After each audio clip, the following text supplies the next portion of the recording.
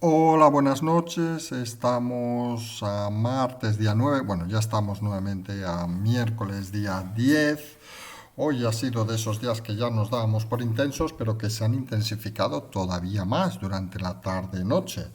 Vamos a centrarnos rápidamente en los titulares para intentar no olvidar ningún tema. Y el primer titular obviamente estará dedicado a Puigdemont, bueno, en general al independentismo, vamos a llamarle así, porque tenemos el tema de Puigdemont y la revocación del tercer grado a los líderes independentistas, entre ellos Junqueras, que les ha llevado de nuevo a la cárcel. Imagínense, algunos independentistas todavía dicen que esto es un éxito, uno fugado, otro en la cárcel, en fin, esto es lo que hay. El segundo titular nos va a llevar directamente a hablar sobre lo que parece que se va a cernir en los próximos días como trascendente, sobre todo en la reunión de mañana del Consejo Interterritorial, que es las decisiones sobre la Semana Santa y la festividad de San José, también el puente de San José, recordemos 19 de marzo. Hay que decir una cosa clara como avance de lo que va a venir. En Semana Santa, un inglés, un alemán podrá ir ni idea a Valencia y alguien de Barcelona no podrá ir a Valencia. Creemos que con eso se resume el caos donde estamos sumidos. Algunos creemos que solo con ese ejemplo ya es suficiente para saber la barbaridad a la que nos dirigimos.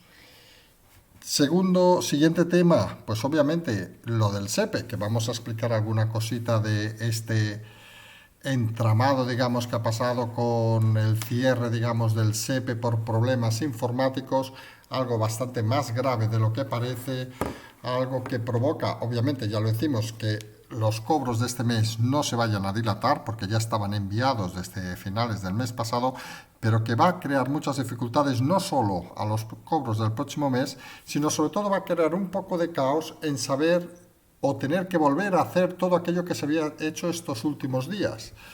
Había obviamente copias de seguridad, vamos a explicarlas en un lenguaje sencillo, pero el desconocimiento hace desconocer, vamos a decirlo así, exactamente hasta dónde llegan y qué hay que rectificar y qué no. Los temas grabados estos últimos días parece que pueden haberse perdido.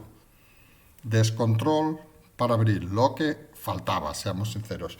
Y el último punto donde nos vamos a centrar hoy del día, que lo vamos a dejar, vamos a decirlo, para el próximo domingo en el programa con conversaciones con el equipo Zulu, pero que hoy vamos a avanzar un poco. Hoy se ha producido esa famosa reunión del Consejo de Seguridad Nacional en Moncloa, esa reunión donde asiste Pablo Iglesias, que parece que es aquella reunión donde en el fondo lo colocan cuando dicen que va al CNI, pues se ha producido hoy, ha pasado prácticamente desapercibida, porque lo que hemos dicho en alguna ocasión tiene la importancia que tiene. Es una reunión con un consejo de administración y poco más ha habido. Se ha producido en la Moncloa, no solo estaba el CNI obviamente, había diversos organismos más, lo que se denomina reunión del Consejo de Seguridad Nacional anual.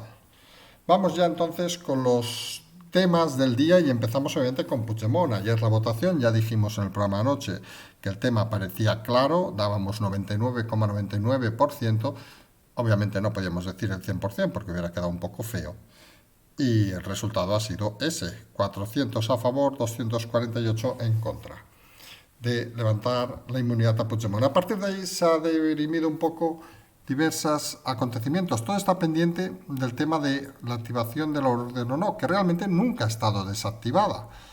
Y aquí es donde se enfrenta un poco la cuestión actual.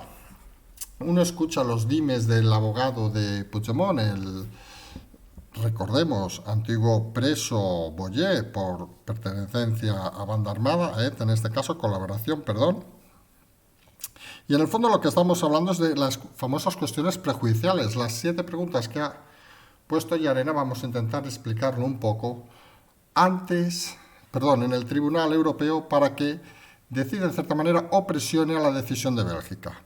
Las cuestiones prejudiciales, recordemos, siempre se plantean ante el tribunal que está en Luxemburgo y solo se pueden plantear una cuestión prejudicial cuando haya abierto un procedimiento.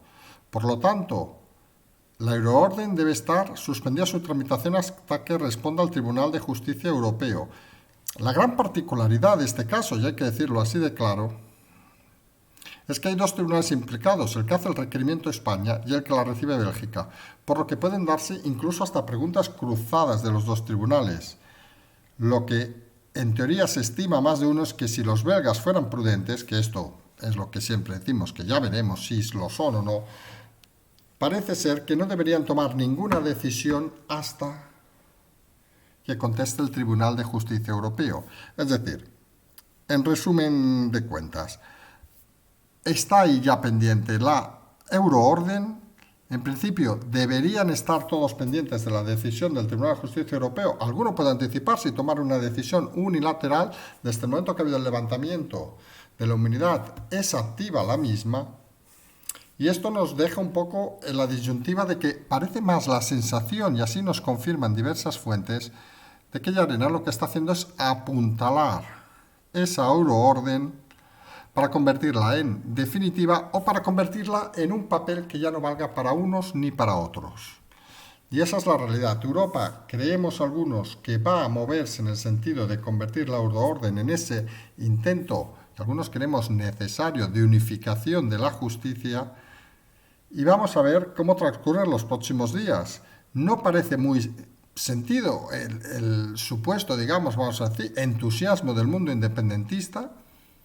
Algunos, en serio, no entendemos las cosas, más si cabe, recuerden aquel juicio que puso el propio Boyer, el abogado de Puigdemont, contra Llarena, que quedó desestimado en los tribunales belgas.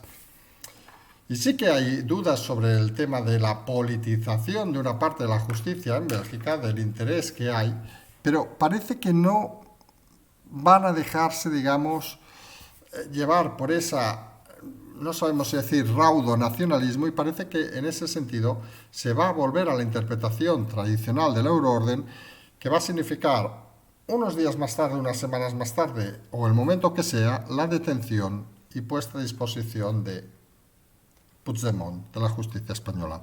Todo lo contrario, pues sería seguramente no un fracaso de España, hay que decirlo así claro, sino un fracaso de la Unión Europea. Y vamos a ver hasta dónde llegan las apuestas, hasta dónde llegan las cosas, los rumores, y aquí hay que decirlo con claridad.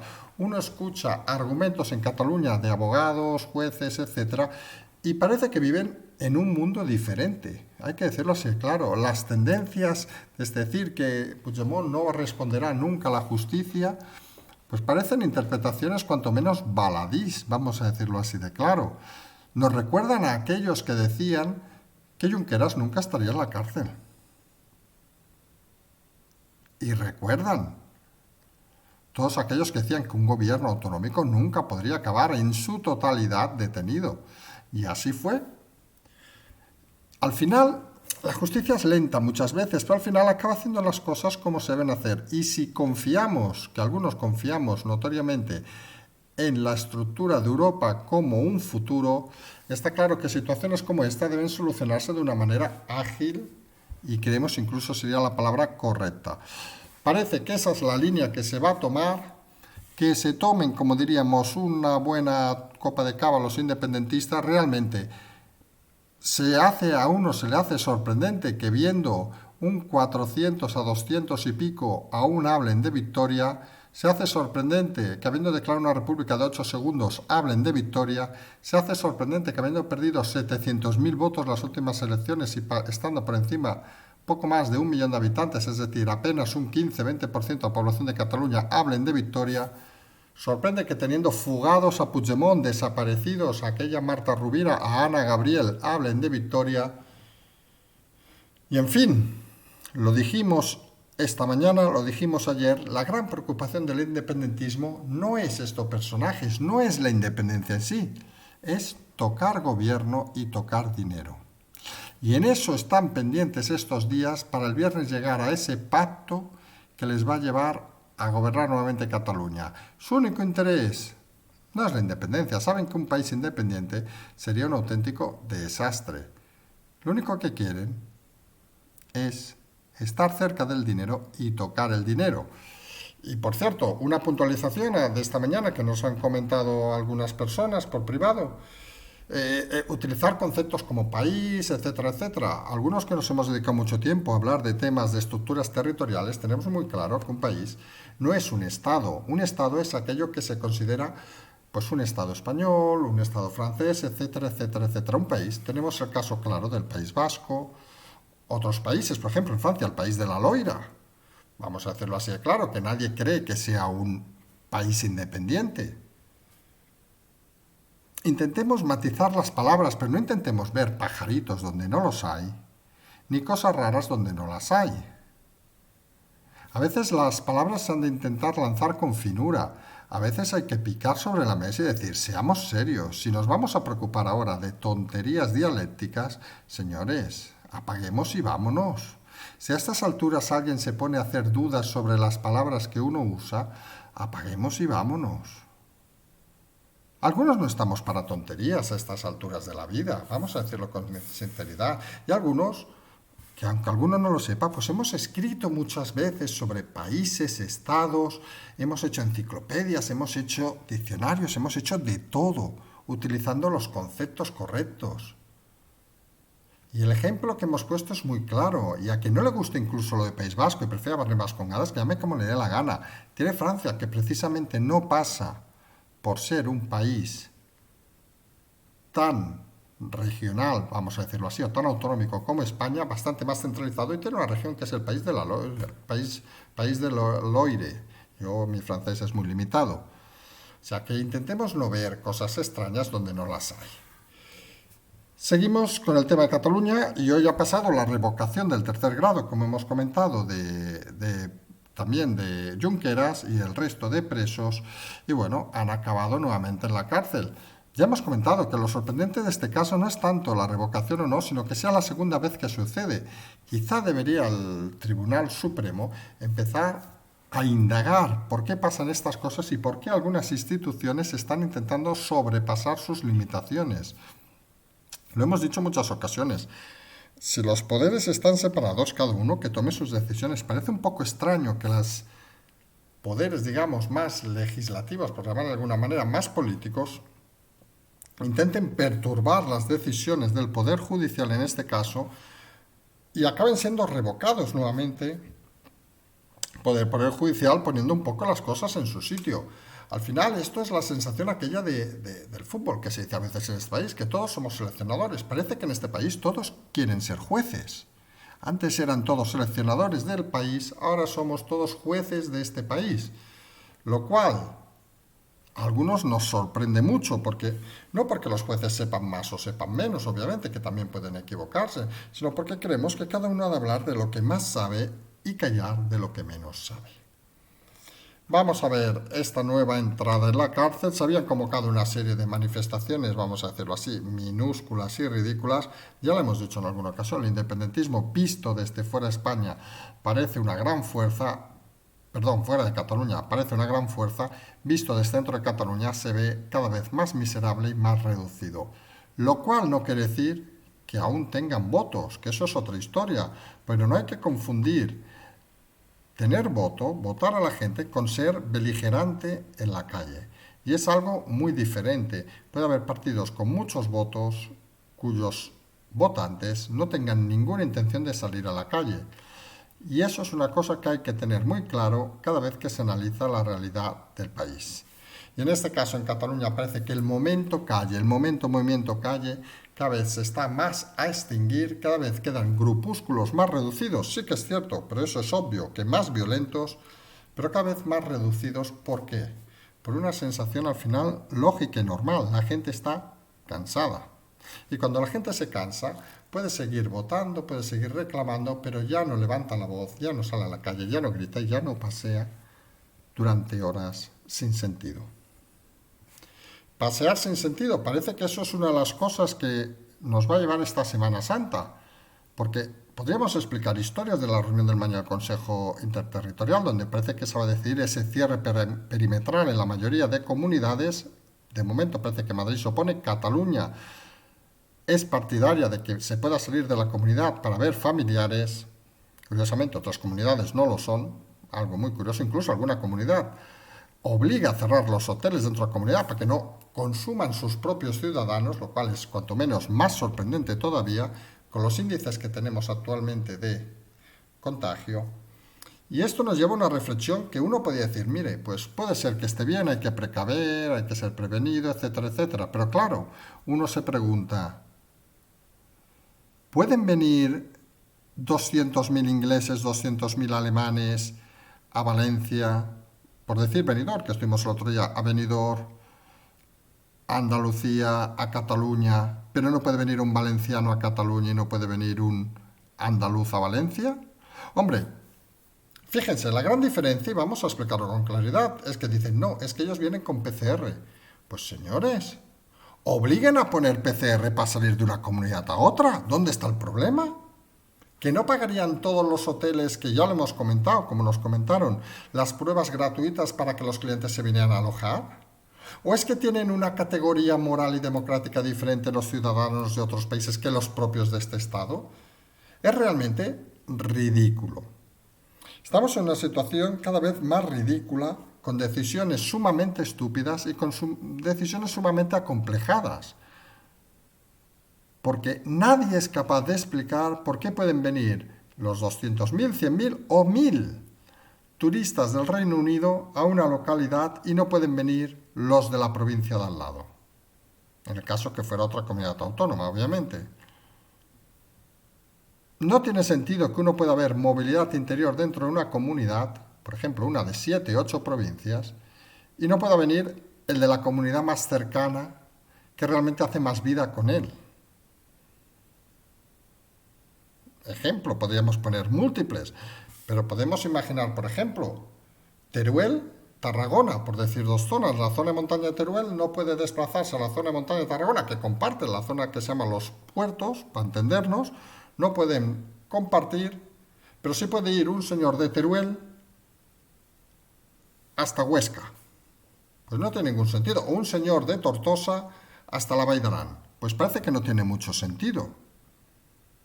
Estos cierres políticos, hay que decirlo así, no sanitarios, parece que son más una confusión que una realidad. Y en ese sentido no se acaba de entender esa separación, digamos, de las acciones y de las personas según su lugar de nacimiento y su lugar de origen, como si esto fuera un clasismo de siglos pasados. ¿Por qué no se exige la PCR, que sí que permite entrar en España por ejemplo, por puente aéreo? ¿Por qué pasan situaciones como las que hemos visto hoy, de que tú intentas pasar a Francia por la frontera y te paran la gendarmería pidiéndote las pruebas de PCR, pero si entras a España nadie te para? Son situaciones cuanto menos de descontrol, que lo único que hacen es enfadar, digamos, a la gente que intenta, no hablamos ya de vacaciones, sino que intenta gestionar su movilidad, y sobre todo dejan sorprendido a más de uno. Porque no parece de recibo que luego, ojo, de un año de esta crisis se sigan tomando medidas sumamente estúpidas y sobre todo sumamente sin sentido. Si el sentido es un cierre, cerremos todo el país, cerremos las autonomías y no permitamos entrar a nadie. Si el sentido es el ridículo, hagamos lo que hacemos ahora. No permitamos al de Guadalajara ir a Madrid, no permitamos al de Teruel ir a Tarragona, no permitamos al de León ir a Lugo, no permitamos al de Murcia ir a Almería.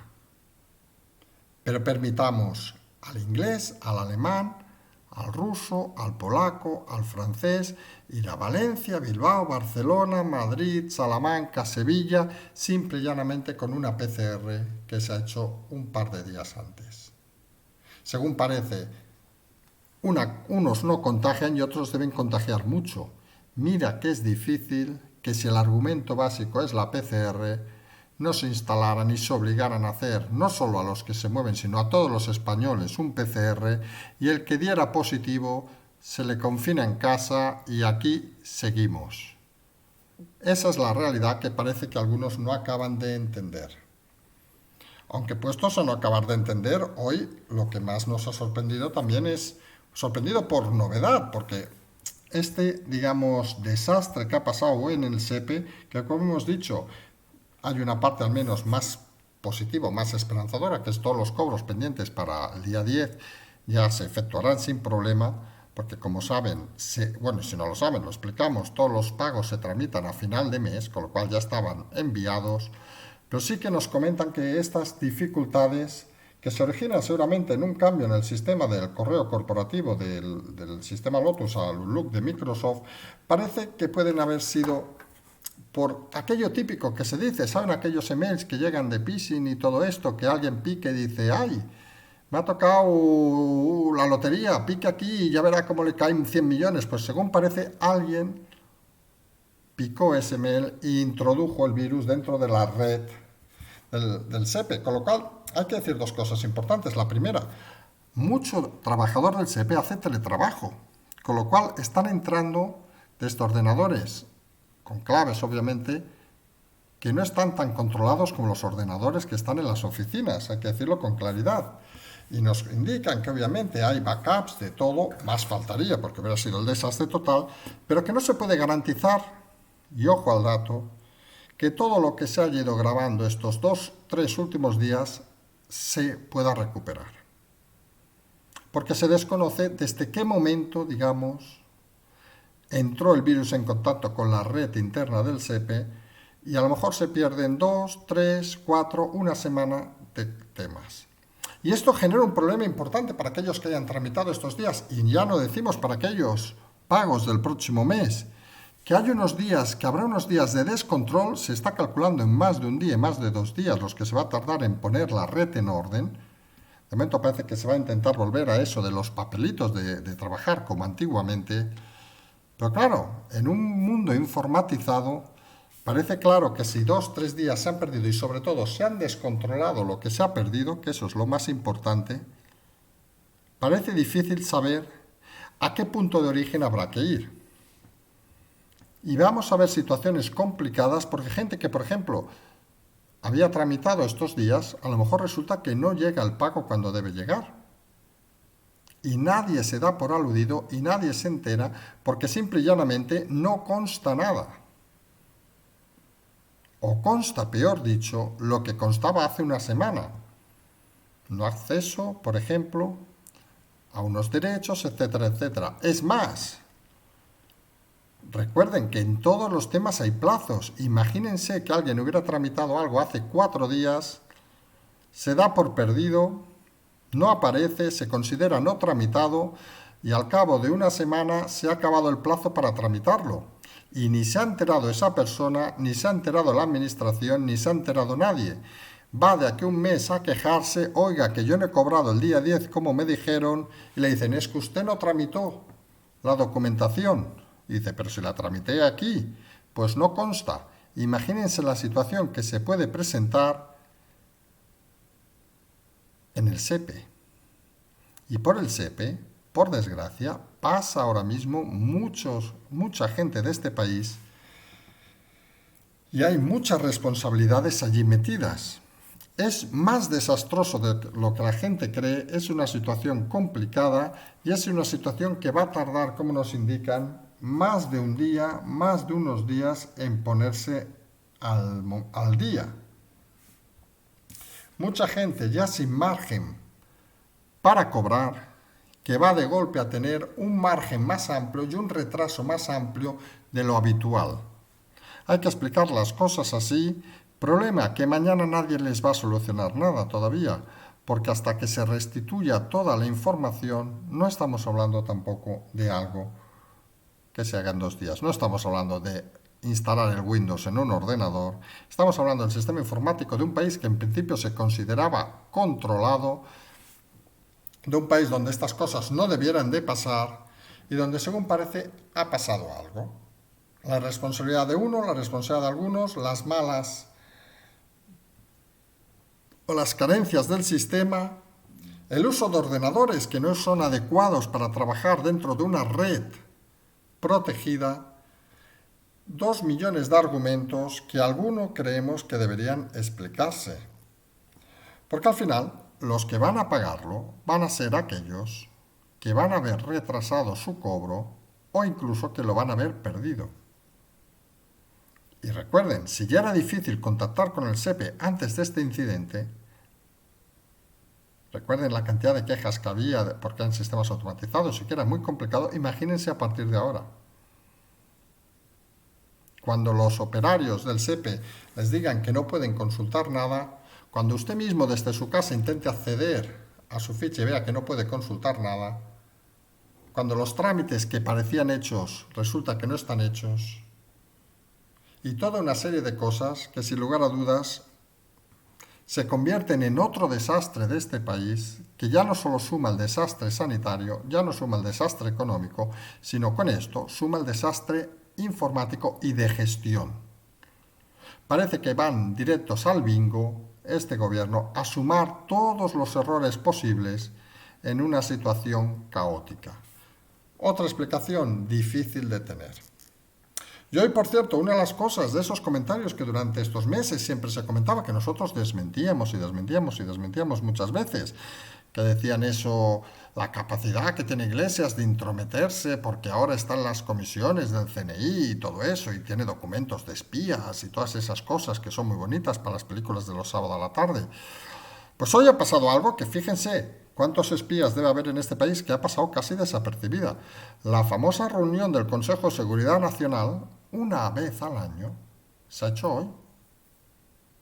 Pues salvo que de aquí 5 minutos aparezca en todos los medios, creo que de los pocos lugares donde la vamos a explicar. Como sabemos que somos unos oyentes, que tenemos paciencia, y le vamos a confesar, tampoco ha habido nada trascendente, la explicaremos el domingo en Conversaciones con Equipo Zulu, que nos pondrán al día explicando un poco cómo funciona, etcétera, etcétera, etcétera. Nosotros simplemente la mencionamos, que se ha producido hoy en la Moncloa, con la presencia, obviamente, entre otros, del señor Iglesias, y como dijimos en su momento, no deja de ser aquellos que han participado en empresas o han estado en consejos, etcétera, etcétera, incluso en reuniones de vecinos, vamos a decirlo así de claro. Es esa reunión donde se explican en líneas generales lo que se va a hacer y donde no se entra en detalles. Ejemplo. Estamos muy preocupados por la situación, no sé, del Sahel, pero nadie pone ahí el nombre de los dispositivos desplegados en Sahel, allí en el sur de Mauritania aproximadamente, donde hay movimientos yihadistas. Nadie explica si hay fuerzas operativas o no hay fuerzas operativas. Simplemente se dice que estamos muy preocupados por el tema del Sahel y es uno de los temas que va a concitar mucho interés en los próximos meses, por decir algo. Y las reuniones son de este estilo. Esto es lo que alguna vez hemos explicado, quien conozca cómo funcionan los sistemas bancarios.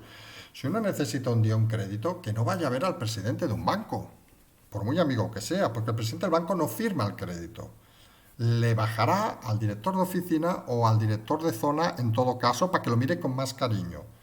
Pero no está en sus atribuciones estar encima de las cosas. Pues lo mismo decíamos y decimos del tema de Iglesias. ¿Está en la comisión del Consejo de Seguridad Nacional? Efectivamente. ¿Trata temas particulares? ¿Entra en contacto con información confidencial? No. Y hay que decirlo con rotundidad. Conoce las líneas maestras de todo lo que se va a hablar, como se entiende uno, y aquí lo entendemos, aunque nos pueda quedar mejor o peor, para eso es vicepresidente del país, para saber las líneas generales, pero no entra en los operativos, ni en los detalles, ni en ninguna información que pueda comprometer no solo al Estado, al país, si quieren podemos decirlo, porque se puede usar indiferentemente, sino que no compromete obviamente a ningún operativo ni a ninguna actividad manifiestamente que no deba conocer. Y las cosas son así de sencillas, no tienen más explicación y no hay que darle más vueltas. Sí que en todo caso el próximo domingo explicaremos en las conversaciones con el equipo Zulu cómo funcionan y las líneas maestras de estas reuniones para que conozcan un poco más cómo funciona, digamos, el entorno o digamos, el núcleo, digamos, de la seguridad nacional, que creemos que a veces es un tema que se pasa desapercibido, pero que hay gente que trabaja y duro para mantenerla a día de hoy. Nos emplazamos ya hasta mañana por la mañana en el segundo café. Vamos a ver cómo va el Consejo Interterritorial, a ver qué decisiones se acaban tomando sobre la Semana Santa.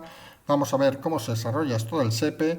Vamos a ver si hay nuevos pasos en el tema de Puigdemont o empezamos una espera más pausada hasta que se empiecen a tomar decisiones. Vamos en el fondo a seguir estando encima de las cosas para seguir explicando historias a diario. Desde siempre, como decimos, un cierto optimismo, desde siempre una cierta esperanza de que las cosas, a pesar de todo, a pesar de lo mal que se gestionan, pueden ir siempre a mejor. ¿Por qué peor? Parece difícil que vaya a ser. Como decimos, nos emplazamos a mañana por la mañana. Tienen todas las cosas de siempre, el Patreon, el miembro, la transferencia. Acuérdense de dar el like. Ahora al cerrar le dan un pequeño like, algún comentario, que siempre son positivos. Y nos vamos, como siempre, con seguimos.